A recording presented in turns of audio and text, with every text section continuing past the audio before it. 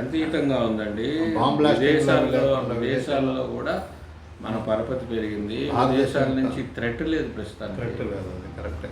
అప్పుడు మాత్రం కాశ్మీర్లో బాగా గొడవ జరిగేవి. అంతే, ఎందుకంటే ఇప్పుడు ఇరాన్ వాళ్ళు పాకిస్తాన్ మీద బాంబులు వేశారు లాస్ట్ ఇయర్. ఇప్పుడు ఇజ్రాయెల్ మీద వేస్తున్నారు. యుక్రెయిన్ రష్యా యుద్ధం జరుగుతుంది. సిరియా మీకు తెలియదే ఉంది. ఆఫ్ఘనిస్తాన్లో ఎప్పుడు బ్లాస్ట్ జరుగుతుందో తెలియదు. ఇలాంటి ఏషియాలో ఇవన్నీ ఇలాంటి పరిస్థితి ఉన్నప్పుడు కూడా భారతదేశంలో హాయిగా నిద్రపోతుంది. పండగ పాకిస్తాన్లో తినడానికి తినలేదు. శ్రీలంకలో మొన్నటి వరకు బ్రెడ్ లేదు. బంగ్లాదేశ్ పరిస్థితి కూడా అదే నేను చదివాను అంతకుముందు పేపర్లో అయితే పాకిస్తాన్లో గోధుమ పిండి వచ్చి కిలో 230 రూపాయలు లేదు అక్కడ.